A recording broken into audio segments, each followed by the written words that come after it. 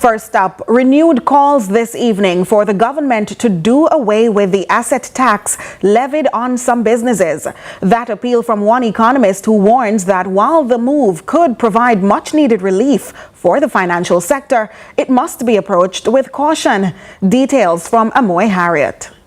The ad valorem asset tax was imposed on the value of assets held by some financial institutions as a temporary revenue-raising measure for the government. At the time, it was said that the tax would only last 3 years. It's been 13. The tax brings in some $6 to $8 billion annually. Good for government coffers, but a heavy bill for the institutions paying it. Keenan Faulkner is an economist. At the very beginning of the financial year, a lot of institutions probably report a loss or they report diminished profits.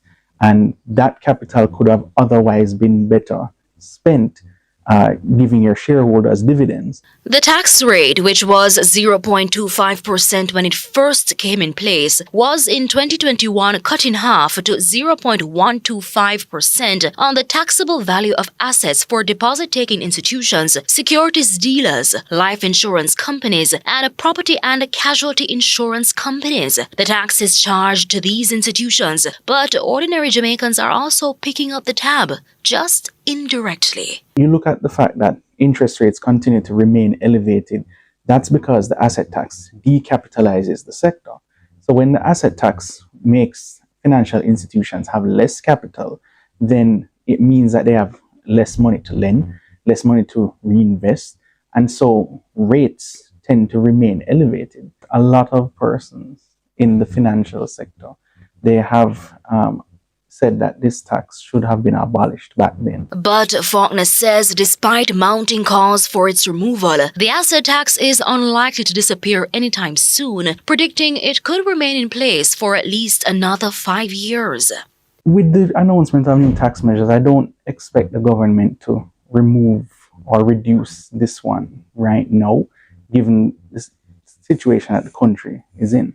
However, it does say something that the asset tax should probably have been removed when times are better, because it's hard to wean yourself off of it when you've gotten used to the revenue that comes from it. But it's not a revenue measure that is meant to be applied during ordinary times. You know, an asset tax is something that was really a last resort. And Jamaica remains among only 3 countries in the Caribbean with a tax of this nature. Mr. Faulkner is suggesting a gradual phase out of the tax. That might be the most feasible option right now.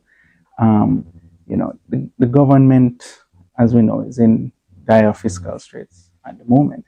But also, gradually removing it could have a positive benefit in that the multiplier effect from that would then now help to get revenues overall rebounding much more quickly. Amoy Harriet for CVM News.